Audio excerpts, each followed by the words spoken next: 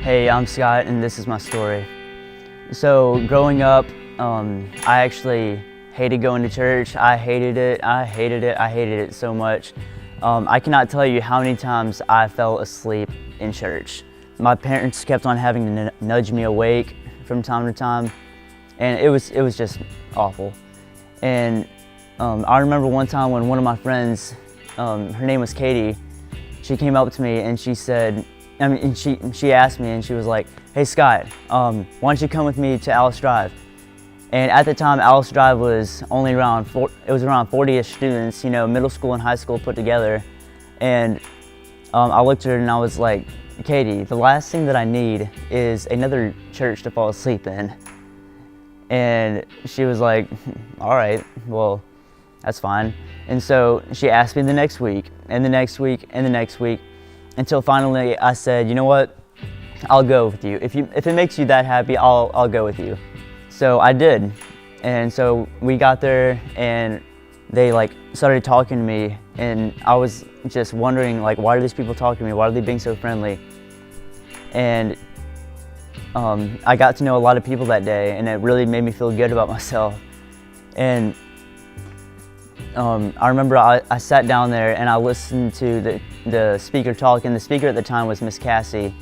And the way she explained the gospel so well, she just talked about Jesus came down and he was God, and how he gives us a future and a purpose and a hope and a love that I did not deserve. You see, I had never heard that before. And so I'm sitting here listening to Miss Cassie talk, and she's just speaking fire, like one of those moments where the pastor's just going off, and it's just like one of those great moments.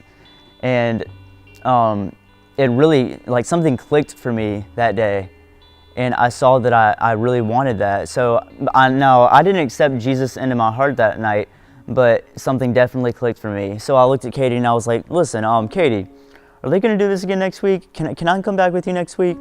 And she said, yeah, definitely. So I go back the next week, and the next week, and the next week, until soon enough, I can't remember the date or time, but I do remember that I saw that I did believe in Jesus. And it was a great time. It was a really good moment for me. And now that didn't mean that my life got 100% better, because there are bumps in the road where life gets hard. And you know, when my life got hard was when Katie Card passed away. That left a really big hole in my life. And it kind of confused me, why did God do this? This was all so sudden. I don't know why he would do this, you know? And then I realized that Katie had the love of Jesus, and that is something that we all need.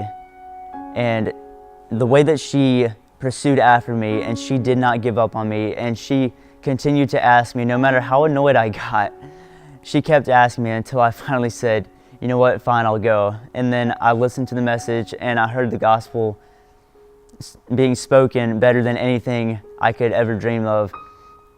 And now, seeing that Katie is gone, I want to live the life that she had with Jesus, and just go out and just spread the word of Jesus, because that's the most important news that anybody could ever have.